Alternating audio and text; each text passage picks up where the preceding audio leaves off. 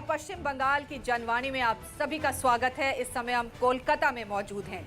जैसे कि आप जानते हैं कि पश्चिम बंगाल में विधानसभा चुनावों का आगाज होने वाला है। 4 अप्रैल को पहला चरण होगा और कुल मिलाकर 6 चरणों में विधानसभा चुनाव संपन्न कराए जाएंगे।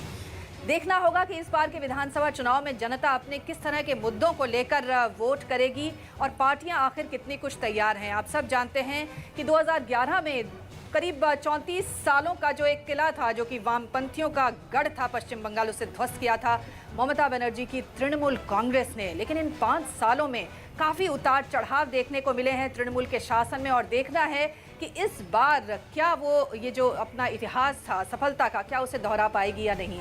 उधर वामपंथियों की बात करें और कांग्रेस की बात करें तो दोनों इस समय एक ही पाले में खड़े हुए नजर आ रहे हैं।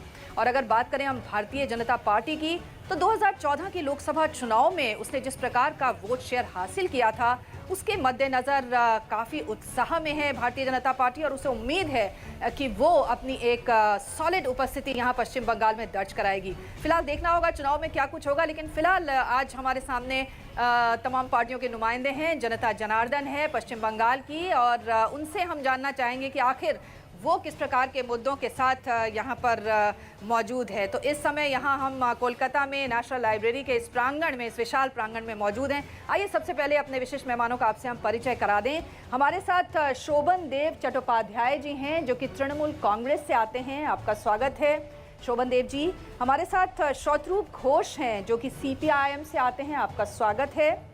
ओम प्रकाश मिश्रा जी हमारे साथ हैं, जो कि कांग्रेस पार्टी से आते हैं। स्वागत है। और शिशिर बाजोरिया जी हमारे साथ हैं भारतीय जनता पार्टी से। तो सबसे पहले आइए शुरुआत करते हैं तृणमूल कांग्रेस के यहाँ पर जो प्रतिनिधि शोभन देव जी हमारे साथ हैं।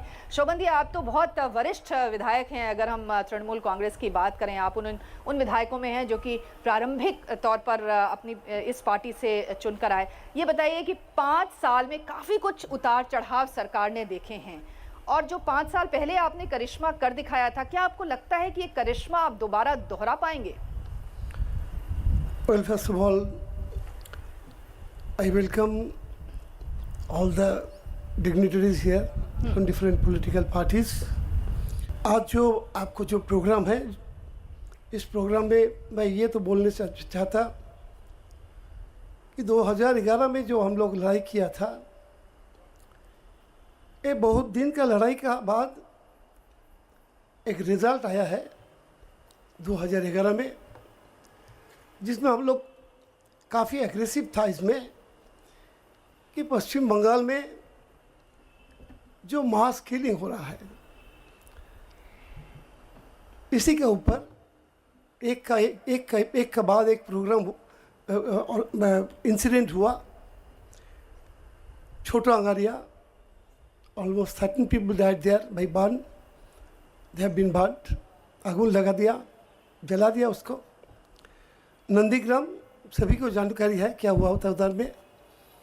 brutal firing by the party carriers in the name of police. Singuri, you are also aware of the fact. Bijon Setu, much earlier, 70 people were died by burning. Kandua, you know that they have been their hands have been cut out. Those have been voted for Congress. दादा, मेरे ख्याल से इसके बारे में आपका मतदाता जानता है, और उसने इसका जो परिणाम था आपके पक्ष में दिया था उस समय, जिस प्रकार से आपको जीत दिलाई थी। बट अब सवाल ये है कि 5 साल आपके शासन के गुजर चुके हैं, जिसमें काफी कुछ उतार चढ़ाव भी जनता ने देखे। I'm coming to that. उसके बारे में बताइए कि उससे आप कितने उत्साहित हैं? So in 2011, we were aggressive. We went to the people. People accepted our version, our approach, our argument, and they supported us. During last 5 years, Mamata Banerjee became the chief minister, and she tried her best to develop this West Bengal. जो खत्म हो गया, जिसका progress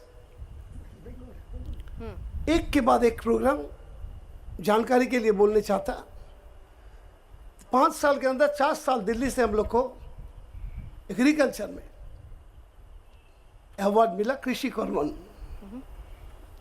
तो दिल्ली दिया है तो हमको खुशी होकर हमें हमारा पीठ में दबाता नहीं है। दिल्ली दिया है 4 साल अचीवमेंट 100 डेज में और मैंडेज क्रिएशन में सारी हिंदुस्तान में मेरा नंबर 1 है। 3 ग्रामीण सड़क योजना, ये भी दिल्ली का प्रोग्राम है, इसमें भी मैंने हमारा प्लेस है पहला नंबर। निर्मल बांग्ला मिशन जो स्वच्छ भारत है उसमें भी बांग्ला पहला नंबर है। और 4 जो जिला, पहला 4 जिला के अंदर 3 जिला है बंगाल का और पहला जिला का नाम है नदिया, सारी हिंदुस्तान में, उसमें भी फर्स्ट है हम लोग। ITI का जो कंपटीशन होता है उत्कर्ष सारे हिंदुस्तान में, उसमें भी बंगाल फर्स्ट आया है। Apprentice 92nd apprentice all India competition में बंगाल फर्स्ट आया है। और इलेक्ट्रिसिटी ट्रांसमिशन में भी, ट्रांसमिशन ऑफ इलेक्ट्रिसिटी में भी जी हमारा स्टेट फर्स्ट आया है। And last but not the least, for since independence Bengal couldn't do anything in the independence 26 January. This year, Bengal has come first. Okay. So in all sphere of our life. जी दादा, लेकिन आपने ये नहीं बताया कि आपने रोजगार कितने पैदा किए, आपने ये नहीं बताया कितना निवेश आपके पास आया, आपने ये नहीं बताया कि कौन से उद्योगों को आप यहाँ पे लाके आप ला पाए, लोगों की जो माली हालत थी उसको सुधारने में आप कितना कामयाब हुए, ये बताइए दादा।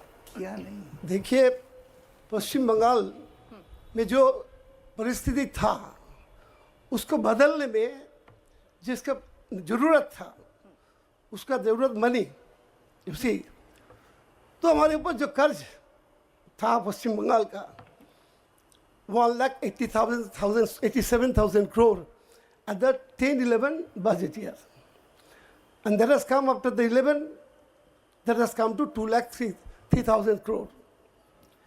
With this burden on the shoulder, Mamata Banerjee has to start. And at the time of going, the CPM government has passed the FRBM law. During the 35 years, this law has been enacted long back. So many states have enacted that law. But in our state, to take some opportunity of loan, public loan, they have not enacted. Only to put the Trinamool government, they have apprehended that they are going. This government is going, so before going, they have just made a tactics and passed the FRBM law. Budget management, financial management and budget regulation. So this law has got certain conditions to take loan from the public. Even after that, our revenue income has got 3.5 times increased. Our planned expenditure has gone more than 6 times. All these are the indications of development in a state. That has been done by Mamata Banerjee, by transparency, transparent administration, and everything. Whatever we can do within a very limited capacity, limited sources, we have done it. And in medical arrangements, all the government hospitals became free to all, indoor and outdoor both. About medicine, दवाई के बारे में पश्चिम बंगाल में एक नया रास्ता निकाला है जिसमें कांग्रेस का एक जो प्राइम मिनिस्टर था उन्होंने भी अप्रिशिएट किया। जो जेनरिक मेडिसिन मिलता है पीपीपी मॉडल में एवरी हॉस्पिटल में, उसका दवाई का जो दाम है इतनी कमती है कि गरीब को चिकित्सा के लिए इससे ज़्यादा अच्छा रास्ता कोई नहीं निकाला पश्चिम बंगाल में जो चीफ मिनिस्टर में। और एक बात है, जो peace is the precondition of development everywhere in the world. तो हमारी जो प्रॉब्लम चलता था जंगल में, पुरुलिया बांकुड़ा में, average mass killing was there say about yearly 400 और 400 plus. That has come down to 0 in West Bengal. The problem in the hills, that has also come down to 0. So जी, लेकिन दादा एक आरोप आपकी पार्टी पे ये भी लगता है कि आपकी जो पुलिस है वो बहुत पॉलिटिसाइज्ड पुलिस है, उसमें हायर लेवल का करप्शन है डिफरेंट लेवल्स के ऊपर। और ये उनकी रिपोर्ट भी बताती है कि किस प्रकार का जो भ्रष्टाचार है वो फैला हुआ है। क्या आपको लगता है कि देखिए, एक बात है कि ये एक चुनौती थी एक रही पुराना आपके बात सामने? है, विंस्टन चर्चिल ने बोला था opposition must oppose, opposition must oppose. There may be an argument, there may not be an argument, but opposition must oppose. My opposition in West Bengal, they have taken the same path, having no other argument, they are going to oppose. अच्छा, चलते चलते एक ये सवाल आखिरी आपसे, क्योंकि आपको जल्दी जाना है, वो ये कि आपकी पार्टी के ऊपर आरोप ये भी लगा कि आप लोग अपोजिशन बर्दाश्त नहीं कर सकते, असहमति, डिसेंट आप बर्दाश्त नहीं करते। क्या ये जो आरोप है इसको आप मानते हैं और आपको लगता है कि इसमें सुधार होना चाहिए? ये आरोप तो अपोजिशन को बोलना ही चाहिए है, तो बोलेगा तो क्या बोलेगा, बोलने का कुछ नहीं है। डेवलपमेंट के बारे में एक बात भी नहीं बोलता अपोजिशन, एक बात भी नहीं बोलता, because they don't have any argument over there. So to have some argument they are talking on this points. Okay दादा, अच्छा लगेगा अगर आप कुछ देर और रुकें और हमारे साथ शामिल हों, बहुत अच्छा लगेगा। और अगर आपको जाना है तो आप जी जरूर जा सकते हैं। शोभन देव चट्टोपाध्याय जी, बहुत बहुत धन्यवाद आपका। और हमारे साथ शत्रुप घोष हैं सीपीआईएम पार्टी से। शत्रुप जी, जिस प्रकार से 2011 में करिश्मा ममता बनर्जी की पार्टी ने किया था, 5 साल में आपको क्या लगता है कि आप किस प्रकार से सोचते हैं कि इस बार आपके बेटर चांसेस हैं, क्योंकि इस बार आप कांग्रेस के पाले में खड़े हुए नजर आ रहे हैं, जो लोगों को समझ में नहीं आ रहा, कैसे जवाब देते हैं आप? देखिए, Shobhan Dev ji he is a very senior politician in our state. वो एक बात बोल के अपनी बात को शुरू किए थे कि वो बोले थे कि वो आज एक बॉक्सिंग रिंग से आ रहे हैं। तब ऐसा है कि अभी जो हम बंगाल के लोग हैं, हम हर कोई बॉक्सिंग रिंग से ही वैसे आ रहे हैं। पिछले 5 साल से हमारा राज्य एक बॉक्सिंग रिंग ही बना हुआ है, जहाँ पे एक दूसरे को हर कोई मुक्का मार रहा है। वो मैं इसलिए कह रहा हूँ कि वो शोभन देव जी कह रहे थे कि जंगल महल में average mass killing was 400 per year. तो वो जो ये बात बोले ये सही है। तो इसका दूसरा पहलू ये है, वो असल में ये बोलना चाह रहे थे कि जंगल महल में वो 3 ज़िलों में हम लोग तृणमूल कांग्रेस माओवादियों को साथ में लेके साल में 400 लोगों को हम मारते थे।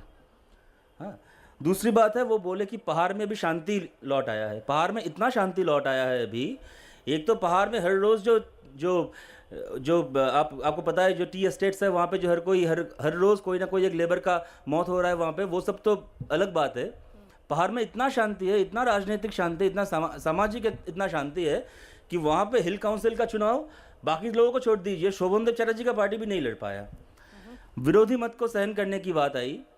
विरोधी मत को यहाँ पे इतना सहा जाता है, बंगाल में इतना सहा जाता है कि एक कार्टून बनाने के लिए कोई जेल चला गया। ये सब तो आपको पता है कि जो दूसरे पॉलिटिकल पार्टीज, चाहे वो किसी भी पार्टी से क्यों ना हो, कांग्रेस से हो, लेफ्ट से हो, बीजेपी से हो, नक्सलवादी हो, कोई भी हो, दूसरे पॉलिटिकल पार्टीज की तरफ कितना इंटॉलरेंस है ये तो खैर छोड़िए, ये तो जाहिर सी बात है, ये सबको पता है।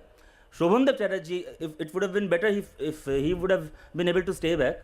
Shobhan Dev Chatterjee being such a senior leader in our state, इतना such a senior trade union movement का एक लीडर, खुद शोभन देव चटर्जी को हम लोग आज से 2 साल पहले हम सभी देखे, खुद अपने पार्टी के दूसरे लॉबी के वर्कर यूनियन के लीडर्स और वर्कर्स के हाथों में मार खा के वो कैमरा के सामने रो के बाइट दे रहे। यही शोभन देव चटर्जी। इनको तृणमूल ने मारा था, हम लोगों ने नहीं मारे थे कभी।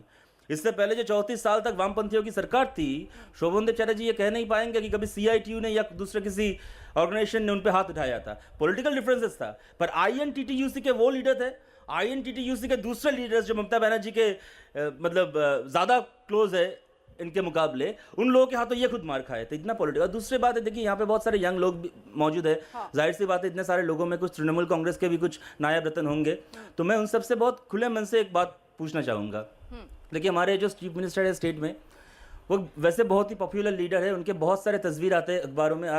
पिछले 5 साल हम लोगों ने ममता बनर्जी की बहुत सारी तस्वीरें देखे। हम लोगों ने देखा है कि वो एक मान लीजिए अपना पेंटिंग का एग्जीबिशन इनॉग्रेट कर रही है, मेलों का इनॉग्रेशन हो रहा है उनके हाथों, अमिताभ बच्चन जी के साथ सेल्फी ले रही है, वो शाहरुख खान के साथ ईडन गार्डन्स में नाच रही है, सानिया मिर्जा को अपने हाथों से टेनिस कैसे खेला जाता है सिखा रही है। पर ममता बनर्जी अपने हाथों में एक कैंची लेके फीता काट के एक नया कारखाना का उद्घाटन इस बंगाल में कर रहा है। पिछले 5 साल में आप में से कोई अगर एक ऐसी तस्वीर अखबार में देखे हो तो आप एक अपना हाथ उठाइए और उस कारखाना का नाम बताइए। ये तो उनकी बात हुई तृणमूल की, आप अपनी बात करिए।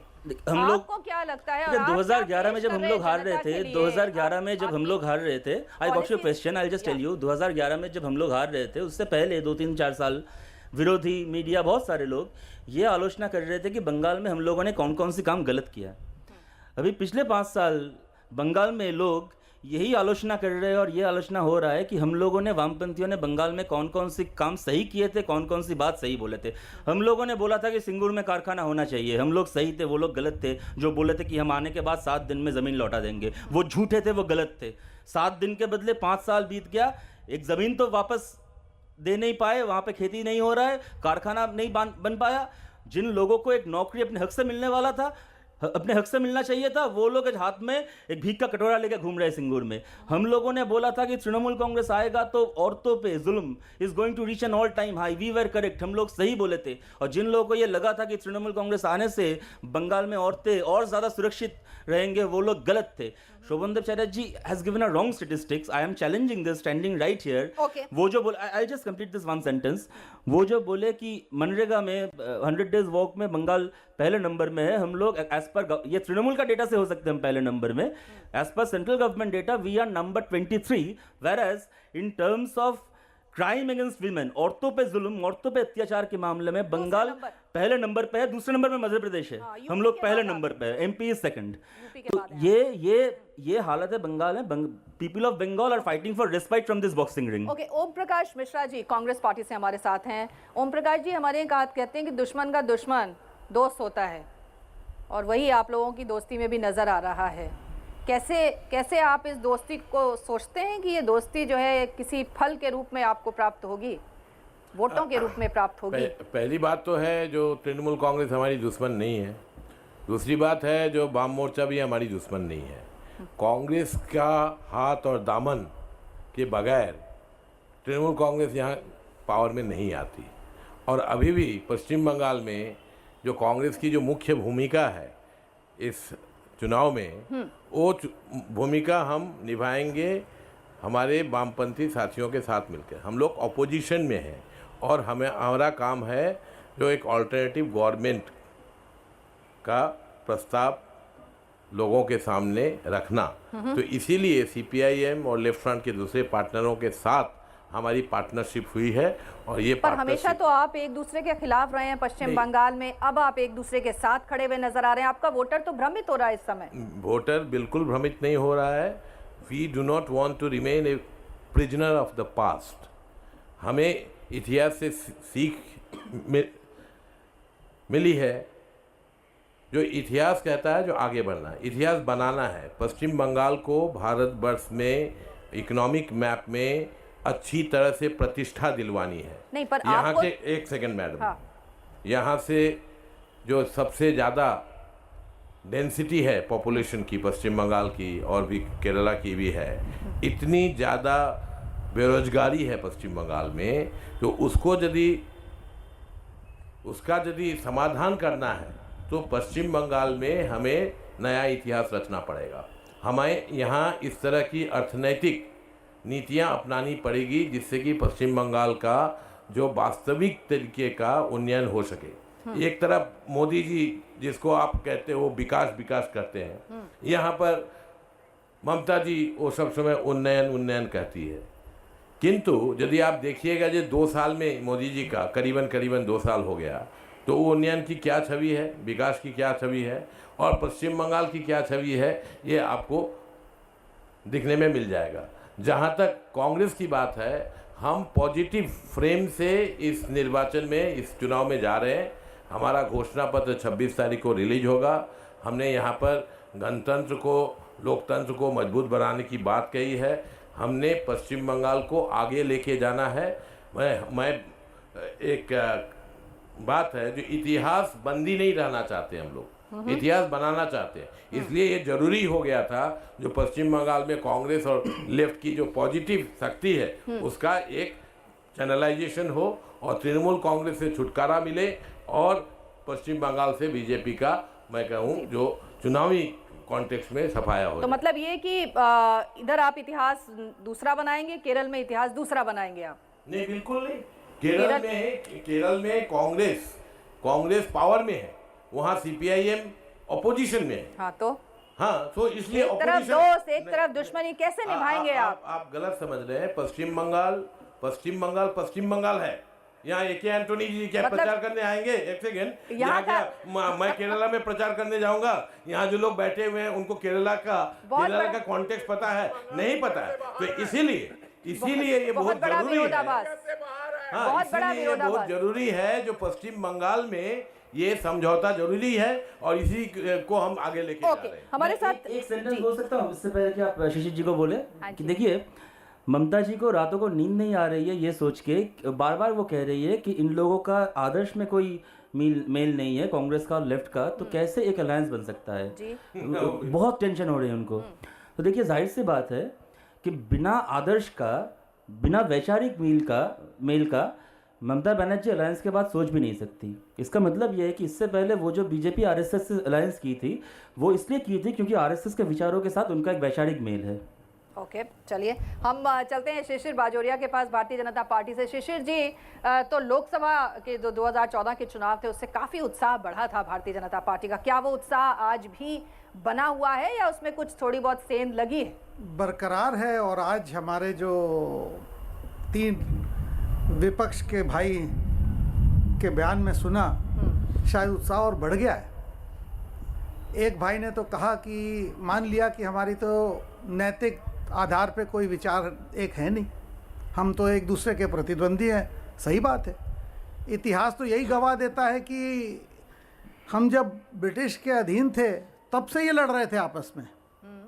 आज हाथ में ला लिया है, केरल में लड़ेंगे। वो ओम प्रकाश जी को वो ये लोग नहीं लड़ते थे। ये लोग नहीं लड़ते आप ओम प्रकाश जी जरा अपने आदतों से बात जाइए। नहीं, आप जरा आपको बता कृपया दूं, बोलने आप दीजिए ना। मैं लड़ने। आपसे इसीलिए पहले पूछ लिया, तो तुम्हें मैं बीच में करनी है तो मेरे को भी आती है। अरे करना ना, फिर इस तरह से गलत तरीके से मत बोलिए। मैंने आपको कह दिया जो ब्रिटिशर लोगों के साथ आपका क्या संपर्क था, उसके ऊपर विरोध से ना लीजिएगा। दुनिया क्या को दिक्कत पता है, जनता को पता हाँ, है, ठीक है। चलो, जनता को बढ़िए, पता बढ़िए, है, जनता को पता है। बढ़िए। जी, बोलिए। और ये जो बोले केरल का, तो उससे भाई ओम प्रकाश जी ने एक बात जरूर मान लिए कि ये अखिल भारतीय पार्टी नहीं है।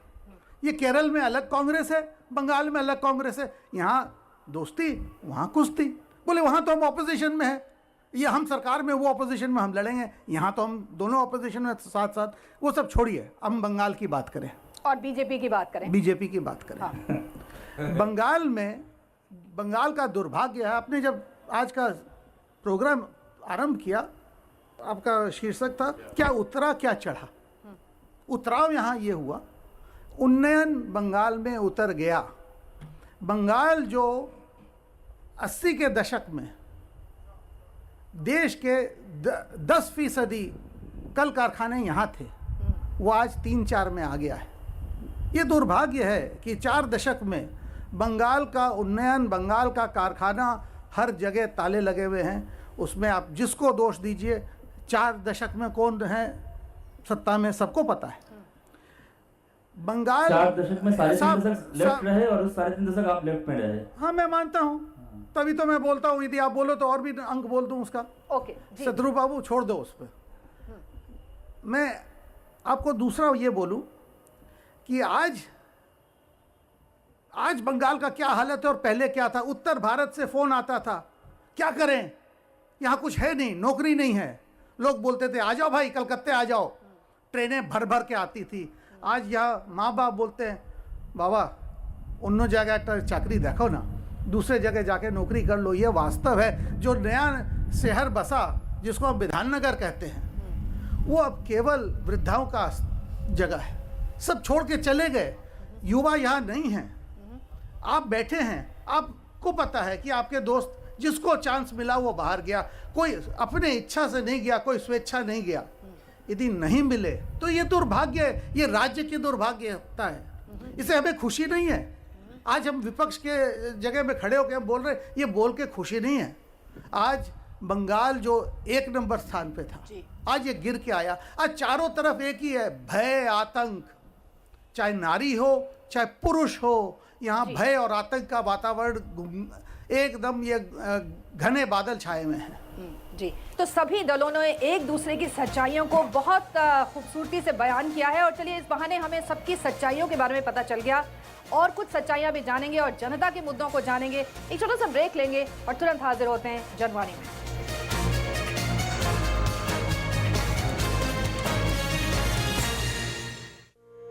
सूखा हो या बेमौसम की बरखा हो, कीड़ा लगे खेत में या दुविधा हो, बहुत ही कम प्रीमियम पे पूरी हो भरपाई, फसल बीमित रहे कटाई के बाद भी भाई। हाँ, ऋणी या अऋणी अब हर किसान लाभ उठाए, एक मौसम एक दर है, सब किसान बीमा कराए, प्रधानमंत्री फसल बीमा योजना से हर किसान मुस्काए। कृषि और किसान कल्याण मंत्रालय द्वारा किसान हित में जारी। धीरे धीरे सब जान गए हैं कि हम जैसे बिना MRP, वजन और यूज बाय डेट लिखे हुए पैकेट गलत हैं। हाँ, तभी तो कोई हमें अपने साथ नहीं ले जाना चाहता है। उम्मीद मत छोड़ो पैकेट भाई, कोई तो होगा ही जिसे दुकानदार चाचा बेवकूफ बना लेंगे। सही पैक पर वस्तु की कीमत, वजन, निर्माता कंपनी का नाम तथा इस्तेमाल की तारीख जरूरी है। आप बताइए, आप जानने वालों में से हैं या बेवकूफ़ बनने वालों में से? जागो ग्राहक जागो। किशोर अवस्था हम सब की जिंदगी का बहुत ही अहम पड़ाव होता है, जिसमें हम सब बहुत ही महत्वपूर्ण शारीरिक और मानसिक बदलावों से गुजरते हैं। इस उम्र में खून की कमी यानी अनीमिया काफी आम है, जिसके कारण कमजोरी, चिड़चिड़ापन और थकान जैसी शिकायतें आती हैं। सप्ताह में एक बार IFA की नीली गोली लेना किशोर अवस्था में विकास के लिए सहायक होता है। ये नीली गोली शासकीय शालाओं, आंगनबाड़ी केंद्रों और शासकीय स्वास्थ्य संस्थाओं में निशुल्क मिलती है। मैं आशा करती हूँ कि आप सब किशोर और किशोरियां साप्ताहिक IFA की इस नीली गोली का सेवन जरूर करेंगे।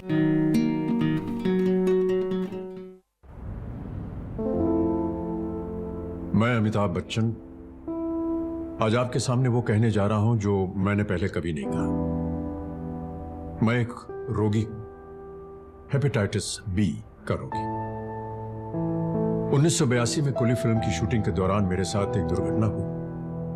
ऑपरेशन करवाना पड़ा और मेरे शरीर में 60 बोतल खून चढ़ाया गया। खून का कोई एक सैंपल हेपेटाइटिस बी इन्फेक्टेड था, जो मेरे लिवर तक पहुंच गया।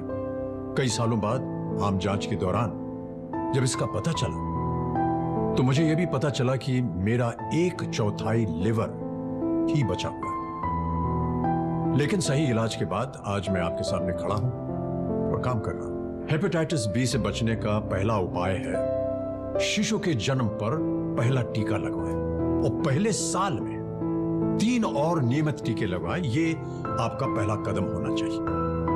मुफ्त टीकाकरण के लिए अपने पास के स्वास्थ्य केंद्र जाएं और पूरी जानकारी लें। देखिए, ये जो हेपेटाइटिस बी है, इससे हम डरेंगे नहीं, लड़ेंगे। 70 के दशक से पूर्व भारत को दूसरे देशों से खाद्यान्न का आयात करना पड़ता था, परंतु हरित क्रांति के पश्चात इस देश में अन्न की पैदावार इतनी बढ़ गई कि न केवल वो हमारे लिए पर्याप्त था, वरन उसका निर्यात भी होने लगा। पर इसका मतलब ये नहीं है कि हम खाद्यान्न की इस तरह बर्बादी करें। भगवान श्री कृष्ण ने हांडी में बचे हुए एक दाने से भोजन करके ये संदेश दिया कि अन्न का आदर करो। अन्न का अनादर ईश्वर का अनादर है। अन्न का सम्मान हो, ये हमारी संस्कृति है। गांव का स्कूल अब समय पर खुलता है, शिक्षक भी नियम से आते हैं। गांव का स्वास्थ्य केंद्र, डाकघर, बैंक सब सुचारू रूप से चल रहे हैं। रोजगार के अवसर भी बढ़े हैं और ये सब मुमकिन हुआ है प्रधानमंत्री ग्राम सड़क योजना के कारण। गांव शहर को जोड़ते, राह विकास की खोलते, गांव-गांव में बनी सड़क, प्रधानमंत्री ग्राम सड़क। गांव-गांव का विकास प्रधानमंत्री ग्राम सड़क योजना के साथ।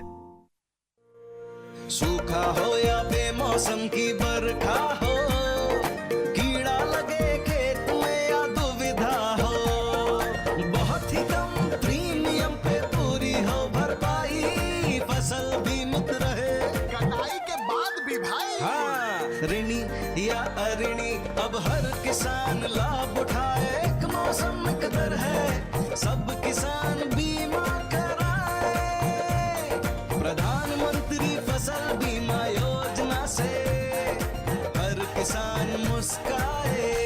कृषि और किसान कल्याण मंत्रालय द्वारा किसान हित में जारी।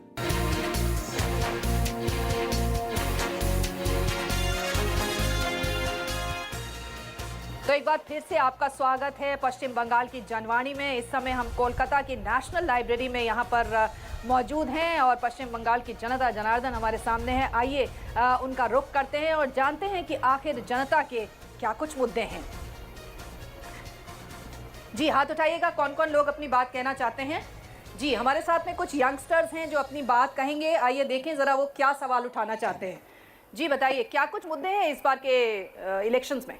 मेरा सवाल शतरूप जी से है। जैसे तृणमूल कांग्रेस की दामन थामने के बाद हम सब ने सोचा था कि शिक्षा में बहुत ज़्यादा हम इम्प्रूवमेंट देखेंगे, लेकिन रिजल्ट जो हम देख रहे हैं भ्रष्टाचार कहीं ज़्यादा बढ़ गया है। तो इस बार उन्होंने कांग्रेस के साथ हाथ मिलाया, तो क्या हम यंगस्टर ये एक्सपेक्ट कर सकते हैं कि शिक्षा की तौर हमें कुछ बेनिफिट मिलेगा? जी बढ़िया। शत्रुघ्न जी एक सीधा सवाल उन्होंने आपकी तरफ उठाया है और बड़ा जेन्युइन सवाल है। जनता जानना चाहती है कि आखिर अगर आप सत्ता में आ गए तो शिक्षा को लेकर आपका क्या एटीट्यूड तो है। आपको भी ये पता होगा, you would agree with me, कुछ नए वाइसेस बंगाल के एजुकेशन सिस्टम में आ गया जो कि पहले नहीं था। मैं इंफ्रास्ट्रक्चरल डेवलपमेंट के पहले उससे उन बारे में बात करना चाहूँगा कि आज ये रैम्पेंट है कि जो बोर्ड के एग्जाम्स हो रहे हैं वहाँ पे हम लोग मीडिया में लाइव कवरेज देख रहे हैं, कैसे चिट सप्लाई किया जा रहा है, कैसे किताबें खोल के एग्जाम्स हो रहा है। और ये सोचने में भी डर लगता है कि जो इस तरीके से एग्जाम्स दे के फिर डॉक्टर बन रहे हैं, कल अगर हम लोग जाए उनके पास अपने हार्ट का ऑपरेशन करवाने तो मतलब हम 4 लोगों के कंधे पे घर लौटने वाले हैं। तो ये तो है। दूसरा है कि स्कूल एजुकेशन में खास करके रिक्रूटमेंट स्कैम्स जो which is also taking a major toll on the health of education. तो बिल्कुल ये सबसे मुक्त करना पड़ेगा शिक्षा को। दूसरा है कि शिक्षा का जो कमर्शियलाइजेशन है जो कि तृणमूल आने के बाद भी हमारे राज्य में आपको पता है कि नए सिरे से शुरू हुआ है। ये पहले नहीं था हमारे ज़माने में कि 12 एब्सोल्युटली प्राइवेट डिग्री यूनिवर्सिटीज़ उन लोगों ने चालू किया वो तो अलग बात है। क्या छोड़िए, आज तो प्राइवेट एजुकेशन एक रियलिटी है, कोई ये नहीं कह सकता कि हम इसको बिल्कुल बंद कर देंगे। पर यूनिवर्सिटीज़ जिसमें सिलेबस पे, फीस स्ट्रक्चर पे, करिकुलम पे गवर्नमेंट का कोई इंटरवेंशन नहीं रहेगा, which is dangerous for the health of education. तो बिल्कुल ये सब चीज़ हम नहीं करेंगे, इसको हम रोल बैक करेंगे और नए कॉलेजेस, नए यूनिवर्सिटीज़ बना। जो पिछला जो लास्ट लेफ्ट फ्रंट गवर्नमेंट था, 7th लेफ्ट फ्रंट गवर्नमेंट, वो 5 साल में बंगाल में 7 नए यूनिवर्सिटीज बने थे। तो उस दौर को, उस सिलसिले को हम लोग बिल्कुल आगे लेके जाएंगे। ओके जी पूछिए। लास्ट 39 साल से बंगाल में कोई बिजनेस हुआ नहीं। वेस्ट बंगाल में बेकार बढ़ गया, यंग जनरेशन बाहर चला गया। 25 to 40 years कोई यंग जनरेशन कलकत्ता में, बांग्ला में नहीं, सब चला गया। तो सब राजनीतिक दलों में एक करके कुछ करेगा कि नहीं, यही प्रॉब्लम होगा। ओके करना तो चाहिए। देखिए हम लोग तो दोनों लोग दोनों मैं समझता हूँ ये बहुत ही जायज बात है और इसी बात को हम लोग सामने भी रख रहे हैं और कांग्रेस और वाम मोर्चा इस बात को सबसे ज़्यादा प्राथमिकता देने वाली है। और यहाँ इसके लिए जो जरूरी है, जो पश्चिम बंगाल का इमेज सुधरे, लॉ एंड ऑर्डर सुधरे और इंफ्रास्ट्रक्चर बढ़े और जो गवर्नमेंट स्पेंडिंग है उसको सही तरीके से उसको परिचालना करना चाहिए और सबको साथ लेके पश्चिम बंगाल को फिर से एक इम्पोर्टेंट जगह दिलवाने में कोशिश करें। मेरे भाई जो पूछे हैं वो वास्तव है, शायद वो बीजेपी से नहीं है, वो एक बंगाल के आवाम हैं। ये दुर्भाग्य है बंगाल का कि ये 3 के 3 पार्टी जो हमारे यहाँ मेरे बाएं साइड में खड़े हैं, यही तो बंगाल को चलाए हैं आज तक। फिलहाल 2 खड़े हैं, वो एक चले गए। हाँ ये आप सही बोले शत्रुघ्न, आप सही बोले, आप सही बोले। क्या करें, अब आप लोगों को हाथ पकड़ने में भी शर्म आ रही है। जाने वाले तो अभी यहाँ से गए, मेरे भाई स्टेट से जाने वाले। मेरे भाई बोलने दो ना, मेरे भाई बोलने दो। अरे मेरे भाई बोलने दो। चलिए छिपी हुई दोस्ती के बारे में सवाल पूछ लेंगे अभी जी। दोस्ती और कुश्ती आप छोड़िए। अभी है कि बंगाल का उन्नयन कैसे होगा, बंगाल के लिए अच्छा कैसे होगा। हम आपस में हमेशा लड़ेंगे, हम राजनेता हैं, बट बंगाल के लिए यदि सोचना है तो एक ही मूल मंत्र है, एक ही मूल मंत्र है, वो है सबका साथ सबका विकास। वो प्रधानमंत्री मोदी जी का मंत्र है। शिशिर जी ये बताइए, जो अभी जिस तरफ इन्होंने इशारा कर ही दिया, मैं भूल गई थी पहले पूछना, अब पूछ लेती हूँ लगे हाथ। ये जो कह रहे हैं कि इनकी दोस्ती तो जग जाहिर है, लेकिन आपकी तृणमूल के साथ दोस्ती जग जाहिर नहीं है, वो पीछे पीछे है, कहीं नहीं है। ये क्या चक्कर है? आपको एक कल का दृश्य बता दूं जी। हमारे यहाँ द्वितीय चरण का 194 प्रार्थियों की तालिका घोषित हो रही थी कल। उस मीटिंग में केवल बंगाल के प्रार्थियों के नाम, वो मीटिंग में नाम तय करने के लिए प्रधानमंत्री नरेंद्र जी मोदी खुद स्वयं आए। ये पता चलता, ये क्या दर्शाता है? जब ये हुआ कि इनका जब स्टिंग हुआ, मुख काले कि इनका हुआ, दोष हमारे ऊपर छोड़ दिया, तब ये भी क्या दर्शाता है?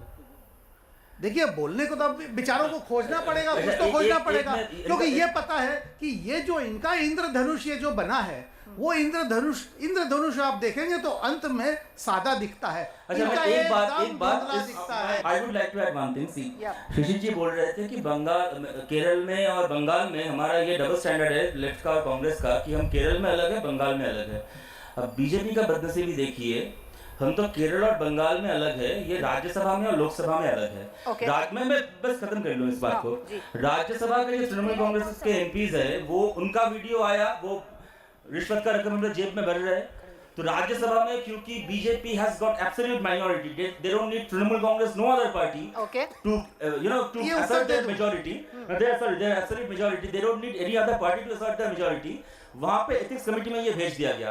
राज्यसभा में क्योंकि बीजेपी माइनॉरिटी है, मुकुल रॉय तृणमूल कांग्रेस का लीडर राज्यसभा में है, क्या राज्यसभा में एथिक्स नहीं है क्या? बहुत संक्षेप में राज्यसभा में आप लोगों ने नहीं भेजा? बहुत संक्षेप में बोल दूं तो यदि शतरूप बाबू सही खत्म कर लो, अपना सवाल खत्म कर लो तो आपको जवाब देने में सप्लीमेंट्री पूछ लो। दूसरा मेरा एक सवाल है कि ये बीजेपी के लीडर है, चाहते हैं कि बीजेपी बंगाल में सरकार बनाए, अच्छी बात है, कोई भी पार्टी ये चाहेगा।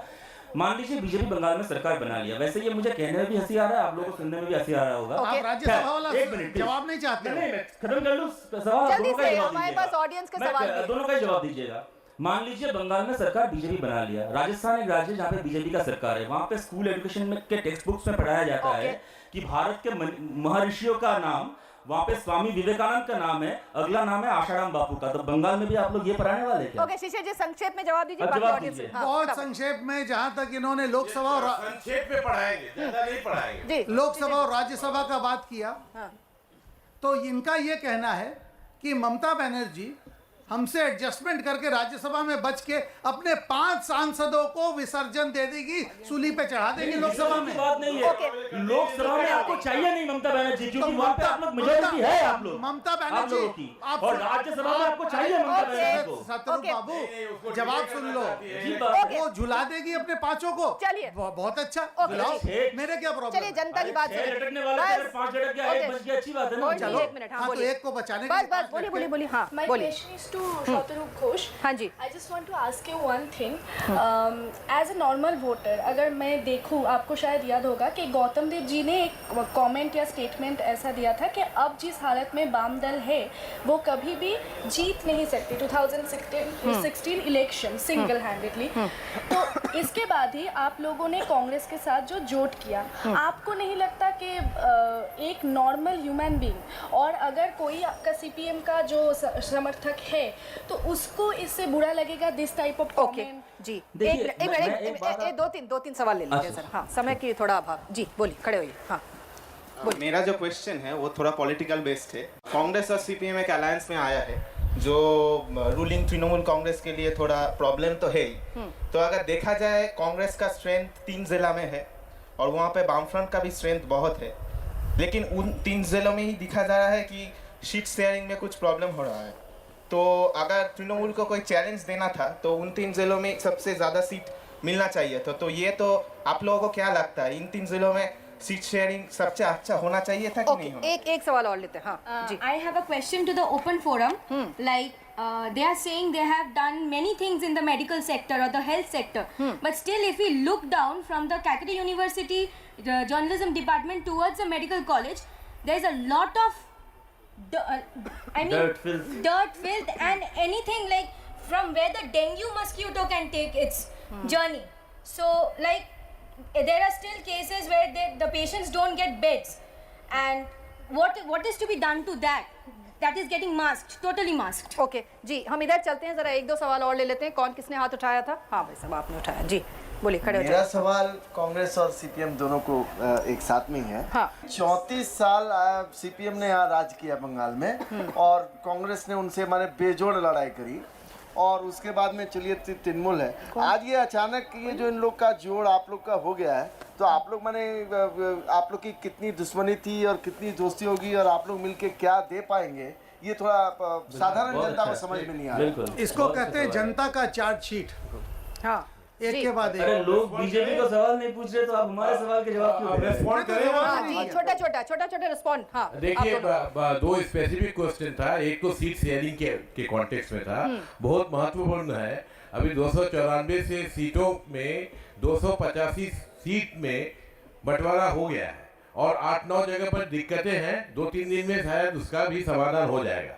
और दूसरी बात है, जो इसका हम लोग पहले भी उत्तर दे चुके हैं, जो अभी जो इलेक्शन होगा ये 1980 या 1990 के लिए नहीं होगा, हाँ 2021 साल तक की सरकार के लिए होगा। तो इसलिए आगे देखना है, बंगाल को आगे लेके जाना है, इसलिए हम लोग एक साथ आए। मैं एक बात बोलूं, जो क्योंकि सीट शेयरिंग का जवाब तो हम लोग दे दिए। मैं आप जो सवाल पूछे, बिल्कुल कांग्रेस के साथ हमारा जो अंतर है वो है, और जो वैचारिक अंतर वो रहेगा। एक चुनाव से वो खत्म नहीं हो जाएगा, पर चार मामलों में अंतर नहीं है हमारे। भी थे ना आपके क्लास एनिमी भी थे वो। हाँ बिल्कुल, मैं वही कह रहा हूँ कि ये वैचारिक अंतर वो रहेगा, मतभेद रहेगा। ये एक चुनाव से खत्म होने वाला मतभेद है नहीं। पर जो 4 मुद्दों पे कोई हमारा मतभेद नहीं है, वो बंगाल के लिए एक एब्सोल्यूट नेसेसिटी है राइट एट दिस आवर। पहला, यहाँ पे एम्प्लॉयमेंट जनरेशन होना चाहिए। आप यहाँ पे एक सज्जन सवाल पूछे कि कितना बिजनेस हुआ। देखिए, मैं कम्युनिस्ट पार्टी से आता हूँ, मेरे लिए सवाल ये नहीं है कि कितना पैसे का इन्वेस्टमेंट आया, मेरे लिए सवाल ये कि कितना एम्प्लॉयमेंट जनरेशन हुआ। एक एम्प्लॉयमेंट जनरेशन, ताकि लोगों को अपना राज अपने शहर छोड़ के बाहर न जाना पड़े। दूसरी बात है, महिलाओं की, औरतों के एक सिक्योरिटी। ऐसा नहीं है कि इससे पहले जब वामपंथी यहाँ पे सरकार चला रहे थे तो वहाँ तब बलात्कार नहीं होता था यहाँ पे, कि आप crime against women did not used to happen. पर एक बात है कि जब वो सब होता था, सरकार का स्टैंड बलात्कारियों के खिलाफ था, जो विक्टिम है उनके खिलाफ नहीं था। दूसरा, तीसरा है जनवादी हक का सवाल।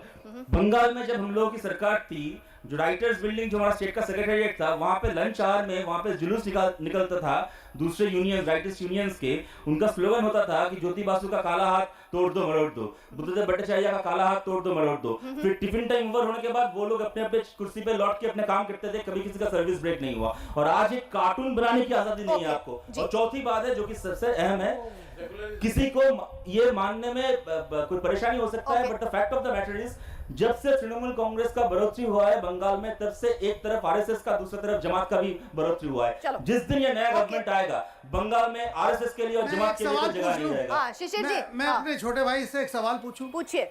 बेगर निवेश के रोजगार कहाँ से भाई?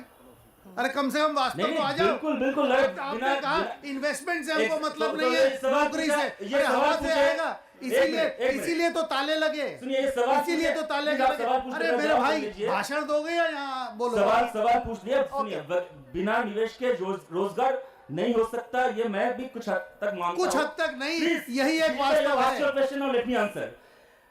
रोजगार से आपको, आप क्या समझते हैं, आप मुझे पता नहीं है, पर रोजगार मतलब बस प्राइवेट सेक्टर में रोजगार नहीं है। यहाँ पे पिछले 5 साल में एक बार स्कूल सर्विस कमीशन का एग्जाम हुआ, सरकारी सेक्टर में भी निवेश आना होगा। और निवेश भी बंगाल में हम ही लोग लाए थे। एक मिनट, आपका निवेश क्या? अदानी के हाथ देश का पैसा ऑस्ट्रेलिया भेज रहे, उसको निवेश कहते हो? आप ऑस्ट्रेलिया निवेश कहते हो? घोष जी जरा ऑडियंस को सुन लीजिए। घोष जी जरा ऑडियंस को भी सुन लीजिए। हाँ बोलिए। प्रकाश जी से और शत्रुघ्न जी से पूछना चाहता हूँ कि ये जो अलायंस हुआ है, तो आप लोग अगर सरकार में आ जाएंगे तो सीएम कौन बनेंगे? ये बहुत बड़ा सवाल है। टॉस होगा मेरे भाई, टॉस होगा, टॉस, क्रिकेट का टॉस। ये तो ऐलान हो गया है। आप तो बहुत पीछे पड़े हैं, आपको पता नहीं है। चलिए, ऐलान हो गया है, बंगाल के आसमान में सूरज किधर होगा अभी नहीं पता है उन्हें, अभी नहीं पता है। हाँ बोलिए। প্রশ্ন বঞ্চস্ত সব ব্যক্তির কাছে যে একটু আগে শতরূপবাবু বললেন যে যারা ডাক্তার হতে চলেছে তারা এখনো চিটিং করে ডাক্তার হচ্ছে। সবাই না, মানে সবাই না, কোনো ক্ষেত্রে। আমার একটাই প্রশ্ন যে অন্য যে কোনো স্ট্রিমে হলেও কেন মেডিকেলের ক্ষেত্রে এখনো আমরা কোটাটাকে ইউজ করি? কারণ কোটাতে নাম্বার কম পাওয়া স্টুডেন্টরা আসছে, কিন্তু তারা কি আদৌ ডাক্তারের হওয়ার যোগ্য? কারণ যারা বেশি পাচ্ছে তাদের তুলনায় তারা আসতে পারছে না। ओके, लोगों को और मौका दे दें। हाँ बोलिए। আমি আমার বন্ধুর প্রশ্নটা ধরেই বলছি। আমরা শিক্ষাক্ষেত্রে বারবার দেখে আসি যে কাস্টটাকে বিশেষভাবে তুলে ধরা হয়। যারা এসসি এসটি ওবিসি, আমি কাউকে ছোট না করেই বলছি, তারা হয়তো 100 কিংবা 150 নাম্বারে পিছিয়ে থেকেও এন্ট্রান্সে আগে চান্স পায়, এবং জেনারেল ক্যাটাগরির স্টুডেন্টরা কিন্তু সেখানে এন্ট্রান্সটা নিতে পারে না। আমার কি মনে হয় না যে দলই ক্ষমতায় আসুক না কেন তাদের এই সিস্টেমটাকে উঠিয়ে দেওয়া উচিত শিক্ষার ক্ষেত্রে অন্তত? चलिए ओके। हाँ जी साहब, आप हिंदी में बोले तो बहुत अच्छा लगेगा, बोलिए। हाँ जी। शत्रुघ्न और ओम प्रकाश जी से एक बात बोलते हैं। ये लोग इस मीटिंग के दौरान लगभग 3-4 बार बोल चुके हैं कि बीजेपी के लिए कोई प्रश्न नहीं है क्या। सर बीजेपी के लिए नहीं, अभी तो हम आप दोनों को एक ही गिनते हैं, इसलिए बीजेपी के लिए प्रश्न इसीलिए नहीं है सर कि लोग बीजेपी की तरफ हमारे गठबंधन के प्रचार करने के लिए धन्यवाद। सुनिए सर, प्रचार नहीं कर रहे हैं, आपको आपकी आंख खोल रहे हैं, आपकी आंख खोल रहे हैं, क्यों बीजेपी के लिए लोग बहुत उत्साही हैं और आपके बारे में लोग सोचते हैं ये दोनों जो इकट्ठे हुए हैं ये जनता का समर्थन इनको नहीं मिलेगा। जो लोग 35 साल से कॉमरेड बने हैं या 50 साल से कॉमरेड रहे हैं, वो आदमी को उनके घर वालों को बोला जाए कि कांग्रेस को सीपीएम को वोट कांग्रेस को दो तो वो नहीं देगा। तो ये एक बहुत बड़ी बात है। दूसरी बात शोभंदा नहीं रहे, ममता जी बोलती है कि इनकम टैक्स में बंगाल का कलेक्शन टॉप रहा, वो कभी डाटा बार करने की कोशिश करते हैं। यहाँ के 40%, 50%, 60% यंगर जनरेशन जो बाहर चले गए हैं, 3 लाख, 5 लाख, 20 लाख की तनख्वाह लाते हैं, उनकी इनकम टैक्स की फाइल यहाँ है, उसके चलते इनकम बढ़ी है, बाकी यहाँ से रिजल्ट 0 है। जो आगामी 5 साल में नई सरकार क्या करेगी, जो बीजेपी की सरकार हो या कांग्रेस वाम मोर्चा की सरकार हो या तृणमूल कांग्रेस की सरकार हो, प्राथमिकताएं क्या है? बिल्कुल आखिरी सेगमेंट में हम इसी पर बात करेंगे कि आखिर जो भी पार्टियां इस समय चुनाव मैदान में दस्तक दे रही हैं, दमखम लगा रखी हैं, आखिर उनकी प्राथमिकताएं क्या हैं, वो क्या ऐसा देंगी सरकार में आने के बाद जनता को, यही आखिरी सवाल होगा। एक छोटा सा ब्रेक लेते हैं और आप देखते रहिए डीडी न्यूज पर हमारा विशेष कार्यक्रम जनवाणी कोलकाता से।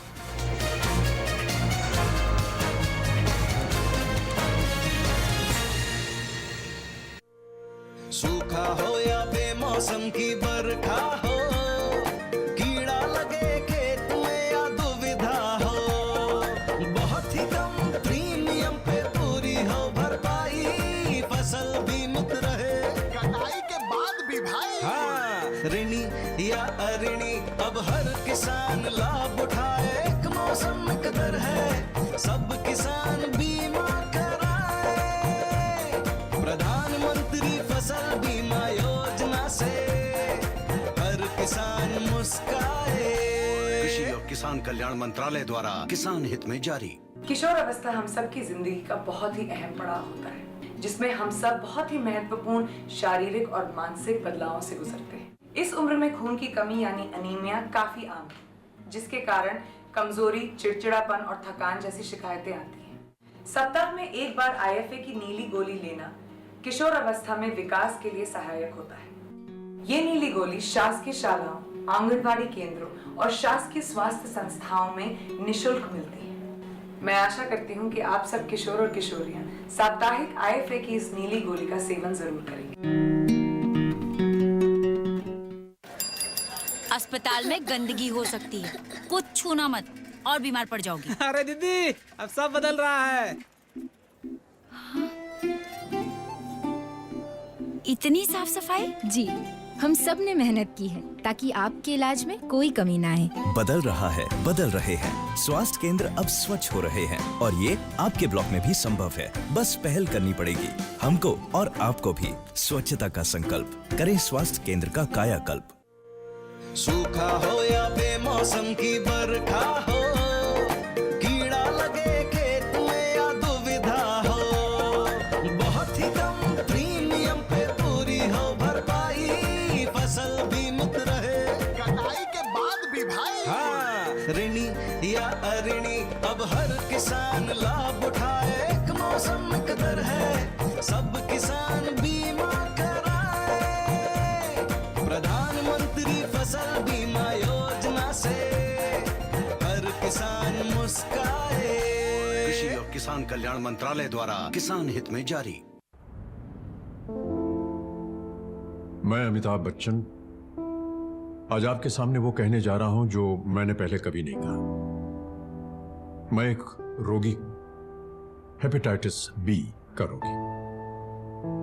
1982 में कुली फिल्म की शूटिंग के दौरान मेरे साथ एक दुर्घटना हुई। ऑपरेशन करवाना पड़ा और मेरे शरीर में 60 बोतल खून चढ़ाया गया।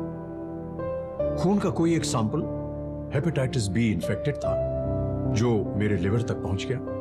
कई सालों बाद आम जांच के दौरान जब इसका पता चला तो मुझे यह भी पता चला कि मेरा 1/4 लिवर ही बचा हुआ है। लेकिन सही इलाज के बाद आज मैं आपके सामने खड़ा हूं और काम कर रहा हूं। हेपेटाइटिस बी से बचने का पहला उपाय है शिशु के जन्म पर पहला टीका लगवाएं और पहले साल में 3 और नियमित टीके लगवाएं। ये आपका पहला कदम होना चाहिए। मुफ्त टीकाकरण के लिए अपने पास के स्वास्थ्य केंद्र जाएं और पूरी जानकारी लें। देखिए, ये जो हेपेटाइटिस बी है, इससे हम डरेंगे नहीं, लड़ेंगे।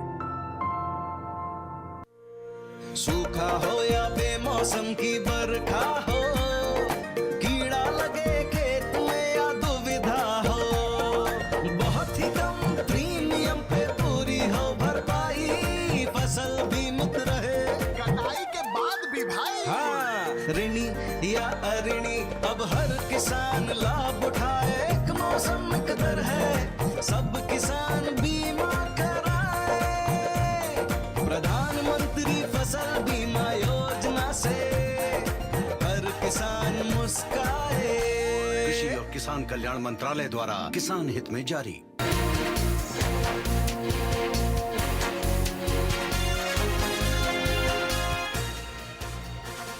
जनवाणी में एक बार फिर से आपका स्वागत है। तो तमाम राजनीतिक पार्टियां इस समय पश्चिम बंगाल के विधानसभा चुनाव में जी जान से जुटी हुई हैं और जनता भी उन्हें देख रही है कि आखिर उसके जो मुद्दे हैं क्या उनको ये हल कर पाएंगी और जाहिर है उसका वोट उन्हीं के नाम जाएगा।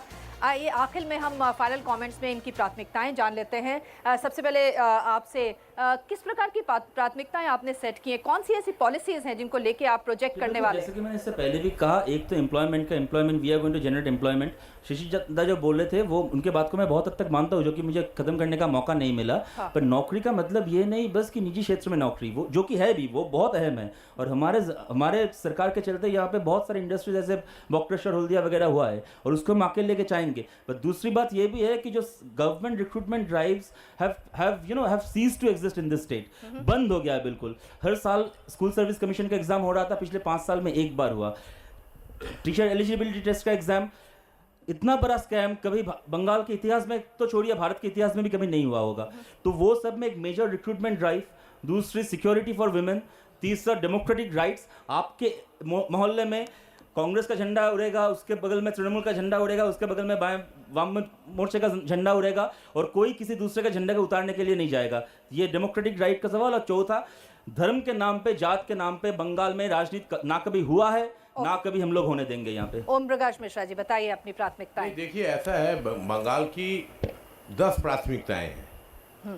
पहली बात है जो rule of law, constitutional democracy जो हमारा है उसको बरकरार रखना है, उसका जो झंडा है उसको फहराना चाहिए। दूसरी बात है जो सामाजिक संगति होनी चाहिए, आरएसएस का जो प्रचार है, जमात का जो प्रचार है, इसके ऊपर अंकुश लगना चाहिए और इसको विनष्ट करने की कोशिश करनी चाहिए कानून के तहत। तीसरी बात है जो एम्पावरमेंट बहुत जरूरी है, पिछड़े वर्गों का एम्पावरमेंट बहुत जरूरी है। चौथी बात मैं कहूँगा जो महिलाओं की जो सुरक्षा है इसके ऊपर हमें ध्यान देना होगा। एम्प्लॉयमेंट जनरेशन बहुत ही अहम मुद्दा है और इंडस्ट्रियलाइजेशन के बंगाल की छवि सुधारनी पड़ेगी जिससे कि बाहर से लोग आए। बंगाल को ईस्ट एशिया के साथ यदि जोड़ना है, इसके लिए लॉन्ग टर्म प्लानिंग की ज़रूरत है, उसमें बंगाल का सहयोग रहे जो भी गवर्नमेंट आए यहाँ पर।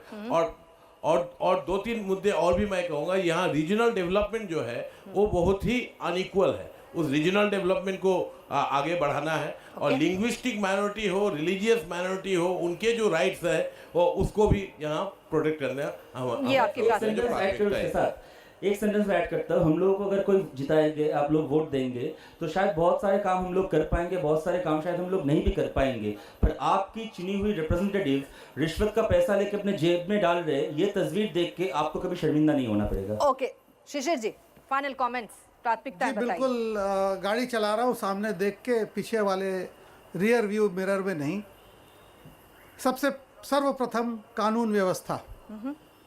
कानून व्यवस्था के बगैर कुछ नहीं होता है। शिल्प, चाहे वो निजी सेक्टर में हो या सरकारी सेक्टर में, शिल्प में निवेश, रोजगार, बगैर रोजगार के इंसान अपना पेट नहीं पाल सकता है। स्वास्थ्य, पेयजल, पीने का स्वच्छ पानी, स्वच्छ बंगाल, स्वच्छ भारत के हिसाब से मैं बोलता हूँ स्वच्छ बंगाल। और सर्वप्रथम है हम सबको एक संग लेके चलेंगे। देखिए बंगाल में 2 बच्चे हैं, बंगाल के माता के 2 बच्चे हैं, एक बड़ा है एक छोटा है। छोटे बच्चे को देखने के लिए हमारे यहाँ कई पार्टियां हैं। जो अभी एक सज्जन नहीं है, तीनों को मिला लें तो तीनों हैं। अच्छा है, देखिए अच्छे से देखिए। बड़े बच्चे को देखने के लिए हम हैं, हम सबको देखने के लिए हैं, क्योंकि हमारा एक ही नारा है, सबका साथ सबका विकास। बंगाल तीनों दल को देख चुका है। यही बंगाल जो कि कवि बंकिम चंद्र ने अपने कविता में लिखा था, ये बंगाल को देख के लिखा था। आज बंगाल कहाँ से कहाँ पहुँच गया है। एक हर जगह में त्राही त्राही है जी। वो यदि उससे आपको वापस जाना है, बंगाल को श्रेष्ठ स्थान में ले जाना है, तो मेरे ख्याल से तो एक ही पार्टी है आपके सामने, वो है भारतीय जनता पार्टी। बहुत बहुत शुक्रिया, बहुत बहुत शुक्रिया। मेरे ख्याल से यहाँ पे तो ये बहस तो बहुत लंबी चलेगी। बहुत बहुत धन्यवाद आप तीनों मेहमानों का हमारे साथ इस बातचीत में शामिल होने के लिए, और जनता जनार्दन का भी बहुत बहुत शुक्रिया। तो नेशनल लाइब्रेरी से हम आपसे अब विदा लेंगे, लेकिन विदा लेने से पहले जाते जाते एक बार फिर से आपसे अपील करेंगे कि जब भी आपके निर्वाचन क्षेत्र में वोट पड़े, मत पड़े, तो अपना मतदान देने वहाँ ज़रूर जाइएगा। इसी अपील के साथ मुझे इजाज़त दीजिए। नमस्कार।